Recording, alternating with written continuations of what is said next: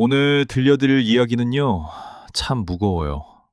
듣다 보면 가슴이 답답해지실 수도 있어요. 하지만 이건 실제로 있었던 일이에요. 조선 왕조실록에 기록된 지금으로부터 400년도 더 된 어느 여름날의 일입니다. 평안도에 봉산이라는 작은 마을이 있었어요. 산으로 둘러싸인 조용한 마을이었죠. 그런데 그해 여름, 역병이 돌기 시작했어요. 처음엔 한두 사람이 앓더니 이내 마을 전체로 퍼져나갔어요. 아침에 멀쩡하던 사람이 저녁에 죽어나가는 거예요. 마을 사람들은 공포에 떨었어요. 죽음이 너무 가까이 있었거든요. 그 마을에 박씨 집안이 있었어요. 그리 부유하지는 않았지만 양반 가문이라 마을에서는 제법 대접받는 집안이었죠. 박씨네 아들은 25, 건강한 청년이었어요. 그리고 그 아들에게는 아내가 있었어요. 김씨라고 20살의 젊은 여인이었죠. 혼인한 지 1년쯤 되었을 때였어요. 김씨가 아이를 가졌다는 소식이 들렸죠. 어머님, 저 아기가 생긴 것 같아요. 시어머니 박노인은 얼마나 기뻐했는지 몰라요. 아이고, 드디어 손주를 보겠구나.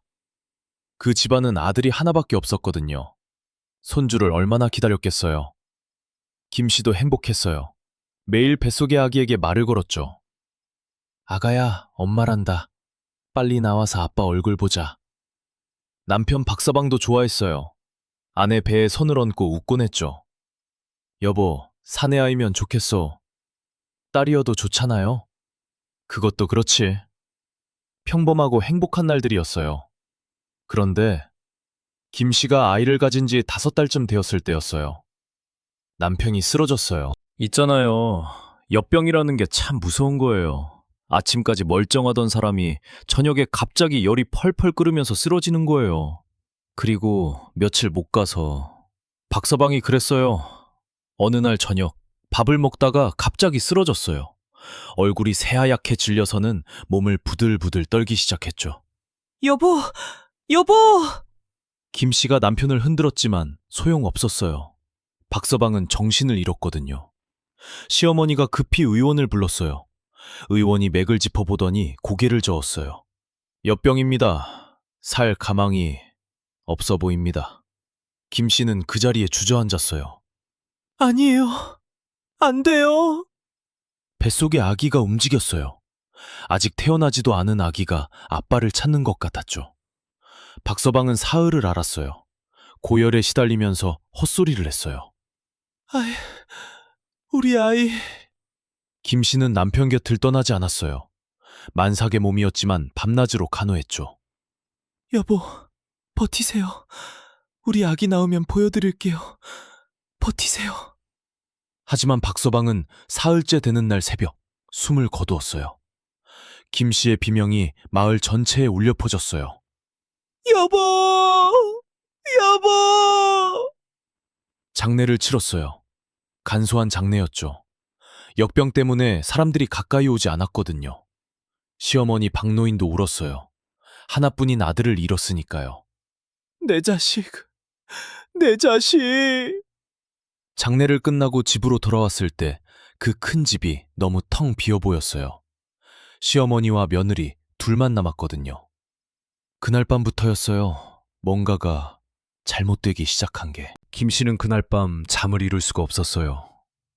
남편 생각에, 뱃속 아기 생각에 눈물만 나왔죠. 여보, 우리 아기는 어떡해요? 아빠 없이 태어나는데. 한참을 울다가 겨우 잠이 들려고 했어요. 그때였어요. 끽. 누군가 마루를 걷는 소리가 들렸어요. 김씨는 눈을 떴어요. 끽. 끽.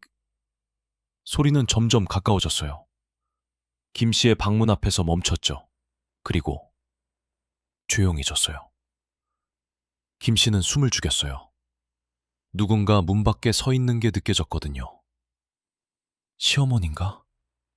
김씨는 작은 소리로 물었어요. 시어머니? 대답이 없었어요. 하지만 분명 누군가 서 있었어요. 문틈으로 그림자가 보였거든요. 김씨는 온몸에 소름이 돋았어요. 누구지? 혹시 남편 홀령이? 한참을 그렇게 있다가 그림자가 사라졌어요. 마루 삐걱거리는 소리가 멀어졌죠. 다음 날 아침 김 씨는 시어머니에게 조심스럽게 물었어요. 어머님, 혹시 어젯밤에 제 방 앞에 오셨어요? 시어머니가 고개를 저었어요. 아니다, 나는 잠만 잤다. 그런데 누군가... 네가 잘못 본 거겠지, 남편이라서 정신이 없으니까. 그렇게 말하는 시어머니의 눈빛이 뭔가 이상했어요. 차갑고 날카로웠어요. 그날 밤에도 똑같은 일이 벌어졌어요. 끽, 끽. 또 그 소리였어요. 김 씨는 이불을 뒤집어 쓰고 떨었어요. 소리는 또 방문 앞에서 멈췄죠. 이번엔 더 오래 서 있었어요. 한참. 정말 한참 동안. 김 씨는 참다 못해 소리쳤어요. 누구세요? 누구냐고요? 그 순간 문이 스르륵 열렸어요. 달빛이 방 안으로 들어왔어요. 그리고 그 달빛 속에 시어머니가 서 있었어요. 시어머니는 그냥 서서 김 씨를 내려다보고 있었어요. 아무 말 없이. 그 표정이 참 무서웠어요. 웃는 것도 아니고 화난 것도 아니고 그냥 텅 빈 얼굴로 김 씨를 바라보는 거예요. 어머님. 시어머니가 천천히 입을 열었어요. 네 배. 아직도 불러오는구나. 예? 우리 아들이 죽은 지 벌써 석 달이 지났는데 네 배는 왜 아직도 불러오느냐? 김 씨는 깜짝 놀랐어요. 어머님, 제가 아이를 가진 건 남편이 살아계실 때예요. 그때 이미 2달이었으니까... 그래? 시어머니의 목소리가 이상했어요. 낮고 음산했어요. 정말 우리 아들의 씨가 맞느냐? 김 씨는 말문이 막혔어요. 어머님, 무슨 말씀을... 난 안다. 시어머니가 한 걸음 들어왔어요. 네가 밖을 돌아다니는 거 봤다. 남편이 아플 때도 집을 나가더라. 그건 약을 구하러... 약? 아니면 다른 사내를 만나러? 김 씨는 눈물이 났어요. 어머님, 저는 남편만 사랑했어요. 다른 사람은... 입 닥쳐! 시어머니가 소리쳤어요. 그리고 문을 쾅 닫고 나갔죠. 김 씨는 그날 밤 한숨도 자지 못했어요. 뭔가 무서운 일이 일어날 것 같았거든요. 사흘 후, 이른 아침이었어요.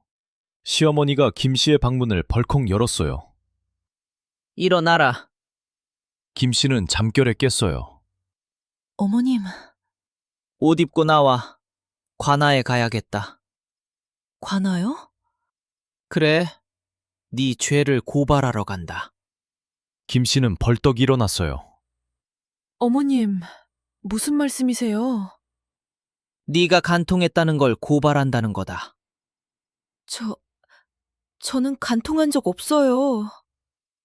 그럼 그 뱃속의 아이는 누구시냐? 남편의 아이예요. 거짓말 마라. 시어머니가 하인들을 불렀어요. 이 계집을 끌고 가라. 하인 둘이 들어와서 김 씨를 붙잡았어요. 어머님! 김 씨는 울면서 끌려 나왔어요. 만삭의 몸으로 제대로 걷지도 못하는데 하인들이 억지로 끌고 갔죠. 마을 사람들이 하나둘 나왔어요. 저게 뭐야? 박시진 며느리 아냐? 어디 가는 거지? 아니, 저 배를 보게 곧 낳겠네. 사람들이 수군거렸어요. 김 씨는 얼굴을 들 수가 없었죠. 관아까지 가는 길이 참 멀었어요. 배가 불러서 한 걸음 한 걸음이 고통이었거든요. 중간에 김 씨가 쓰러질 뻔했어요.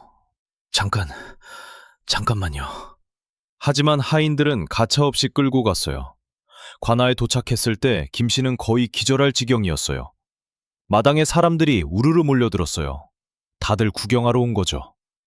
둥둥둥. 신문고 소리가 울렸어요. 원님이 나왔어요. 무슨 일이요? 시어머니가 땅에 엎드렸어요. 원님, 이 계집을 벌해 주십시오. 일어나서 말하시오. 무슨 일이오?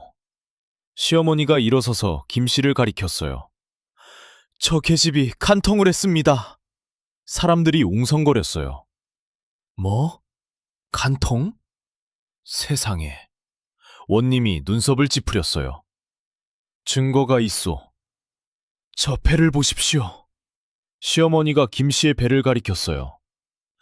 제 아들이 죽은 지 석 달이 지났습니다. 그런데 저 계집의 배는 아직도 불러오고 있습니다. 그게 무슨 증거요? 아들이 죽기 전에 아이를 가졌다면 벌써 낳았어야 하지 않습니까? 그런데 아직도 배가 저렇게 크다는 건 아들이 죽은 후에 다른 사내와. 사람들이 더 크게 웅성거렸어요. 아, 그렇구나. 시어머니 말이 맞네. 저런 젊은 것이. 원님이 김씨에게 물었어요. 며느리, 네 말을 들어보자. 정말 간통한 것이냐? 김씨는 울면서 고개를 저었어요. 아닙니다, 원님. 이 아이는 분명히 남편의 아이예요. 하지만 시어머니 말도 일리가 있지 않소. 남편이 죽은 지 석 달이나 지났는데. 아이마다 다릅니다, 원님. 어떤 아이는 10달이 넘게 뱃속에 있기도 합니다. 시어머니가 소리쳤어요. 거짓말입니다. 저 계집은 남편이 아플 때 밖을 돌아다녔습니다. 분명 다른 사내를 만났을 겁니다. 약을 구하러 다닌 거예요. 거짓말! 둘의 말이 엇갈렸어요. 원님이 골치 아픈 표정을 지었어요. 이건 쉽게 판단할 문제가 아니구나. 일단 며느리를 옥에 가두고 아이가 태어나면 그때 다시 조사하도록 하자. 원님! 김씨가 울부짖었지만 소용없었어요. 포졸들이 김씨를 끌고 갔어요. 만삭의 몸으로 차갑고 어두운 옥에 갇히는 거예요. 옥은 춥고 어두웠어요. 햇빛도 제대로 들지 않았고 바닥은 차가운 돌이었죠. 김씨는 구석에 웅크리고 앉았어요. 배가 불러서 제대로 앉을 수도 없었지만요. 뱃속의 아기가 움직였어요. 김씨는 배를 쓰다듬었어요. 아가야, 미안해. 엄마가 너를 이런 곳에서... 눈물이 흘렀어요. 왜 이렇게 된 걸까? 내가 뭘 잘못한 걸까? 김씨는 억울했어요. 남편밖에 사랑한 적이 없는데 간통죄로 몰리다니. 밖에서 사람들 목소리가 들렸어요. 박시집 며느리 말이야. 간통했다며. 참 뻔뻔한 계집이네. 김씨는 귀를 막았어요. 하지만 소리는 계속 들렸죠. 요즘 여자들은 정절이 뭔지 몰라. 우리 때는 남편 죽으면 따라 죽기도 했는데. 김씨는 울었어요.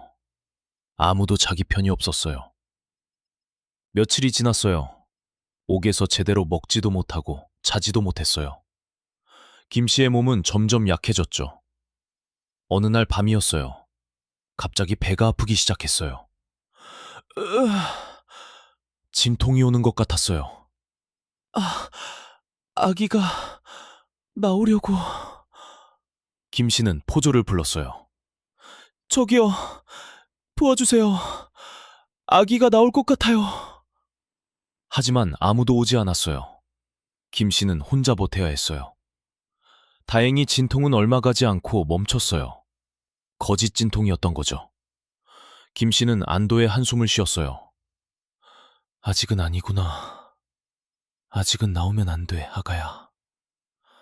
이런 곳에서 태어나면 안 돼. 열흘쯤 지났을까요? 어느 날 한밤중이었어요. 김 씨는 잠들어 있었어요. 얕은 잠이었지만요. 그때였어요. 끼익. 옥문이 열리는 소리가 들렸어요. 김 씨는 눈을 떴어요. 달빛이 옥 안으로 들어왔어요. 그리고 그 빛 속에 누군가 서 있었어요. 누구세요? 시어머니였어요. 시어머니가 옥 안으로 들어왔어요. 뒤에 하인 둘이 따라왔죠. 김 씨는 소름이 돋았어요. 어머님, 왜? 시어머니는 아무 말도 하지 않았어요. 그냥 김 씨를 내려다볼 뿐이었죠. 그 눈빛이 너무 차가웠어요. 마치 사람이 아닌 것 같았어요. 일어나라. 시어머니의 목소리가 낮게 깔렸어요. 어머님, 무슨... 일어나라고 했다. 하인들이 김 씨를 붙잡았어요. 어디 가는 거예요? 시어머니는 대답하지 않았어요. 하인들이 김 씨를 끌고 밖으로 나갔어요. 밖은 깜깜했어요.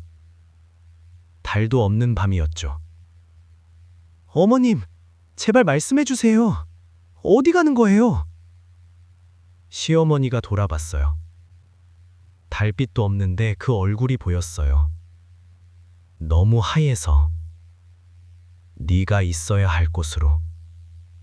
그 말이 무슨 뜻인지 김 씨는 알 수 없었어요. 하지만 무서웠어요. 너무너무 무서웠어요. 마을을 벗어났어요. 점점 숲속으로 들어갔죠. 김 씨는 울면서 애원했어요. 어머님, 제발요. 저는 죄가 없어요. 이 아이는 남편의 아이예요. 시어머니는 걸음을 멈추지 않았어요. 한참을 걸었어요. 숲 깊은 곳에 도착했을 때 시어머니가 멈춰 섰어요. 여기다. 하인들이 삽을 꺼냈어요. 그 순간 김 씨는 깨달았어요. 이 사람들이 나를 묻으려고 하는구나. 안 돼요! 안 돼요! 김 씨가 비명을 질렀어요. 하지만 하인들은 이미 땅을 파기 시작했어요. 착, 착, 착. 삽이 땅을 파는 소리가 어둠 속에 울렸어요. 김 씨는 발버둥 쳤어요. 어머님, 제발 살려주세요. 이 아기만은. 시어머니가 김신을 내려다봤어요. 넌 우리 집안을 더럽혔다. 남의 씨를 족보에 올릴 수는 없어. 이 아이는 남편의 아이예요. 거짓말. 시어머니의 목소리는 너무 차가웠어요.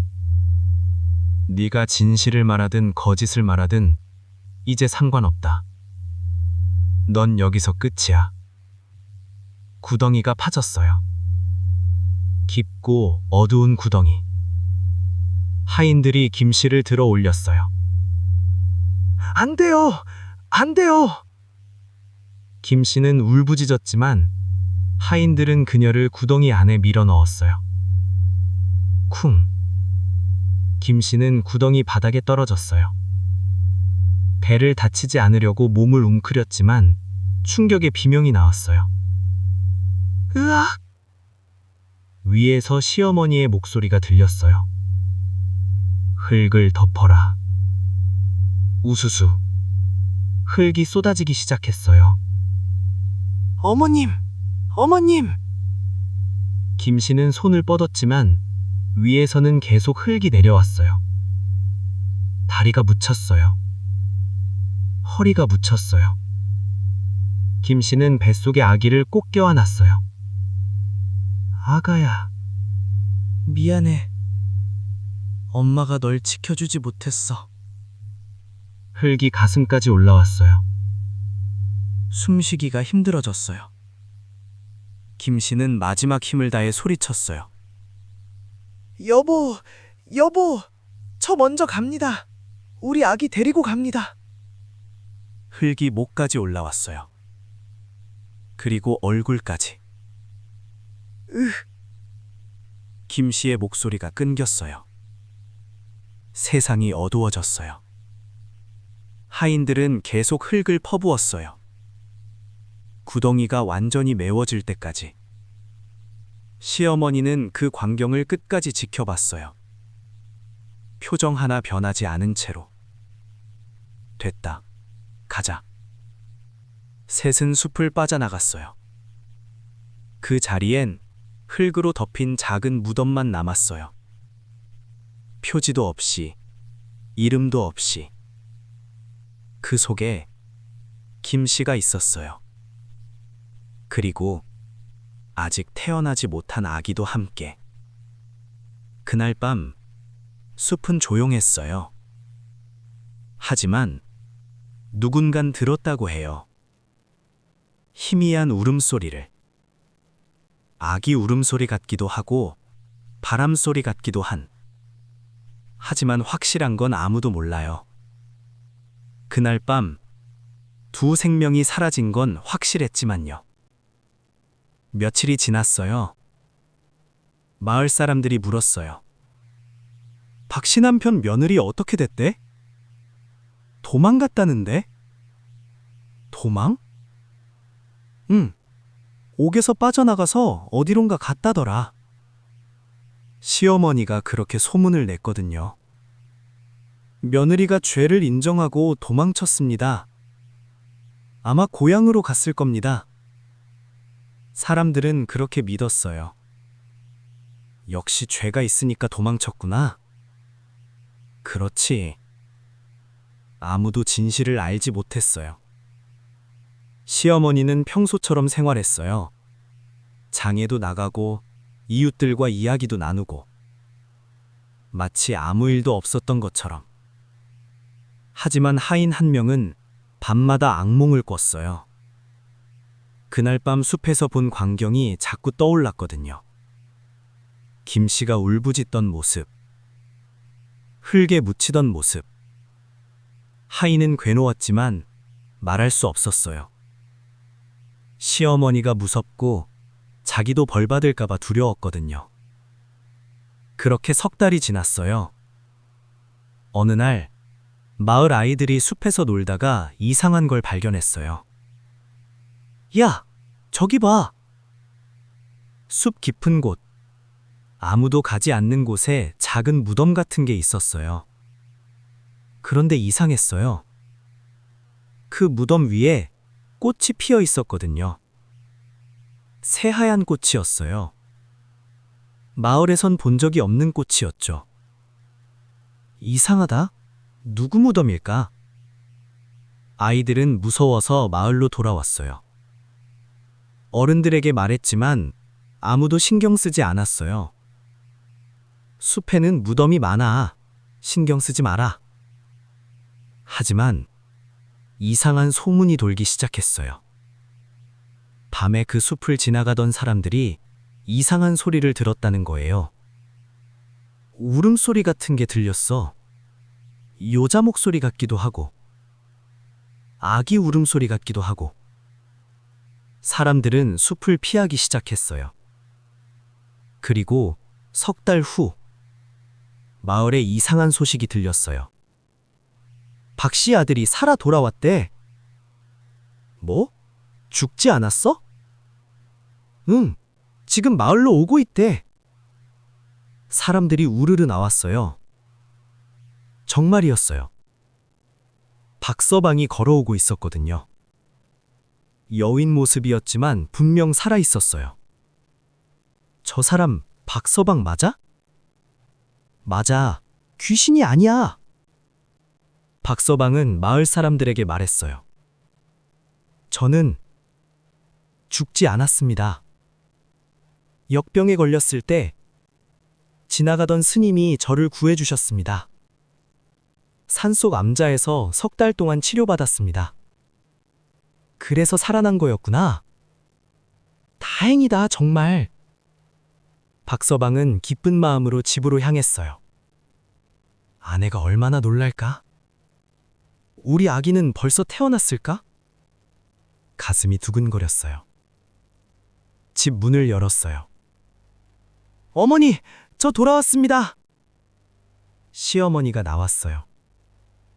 아들을 보는 순간 얼굴이 새하얗게 질렸어요. 너가 어떻게? 어머니, 저 살아났어요. 스님이 구해주셨어요. 박서방은 어머니를 껴안았어요. 하지만 시어머니는 굳어 있었어요. 어머니, 제 아내는 어디 있어요? 아기는 낳았나요? 시어머니는 한참 동안 말을 하지 못했어요. 입술이 파르르 떨렸어요. 입술이 파르르 떨렸어요. 그게 어머니 빨리 말씀해 주세요. 내 아내는 없다. 예? 무슨 말씀이세요? 도망갔다. 옥에서 도망쳤다. 박서방은 이해할 수 없었어요. 옥이요? 왜 아내가 옥에? 시어머니는 떨리는 목소리로 말했어요. 내가 죽었다고 생각했다. 그런데 아내 배가 계속 불러서 다른 산의 씨라고 생각했다. 그래서 관아에 고발했다. 뭐라고요? 박서방의 목소리가 커졌어요. 어머니, 제 아내가 제가 살아있을 때 이미 아이를 가졌어요. 그건 제 아이예요. 시어머니는 뒤로 물러섰어요.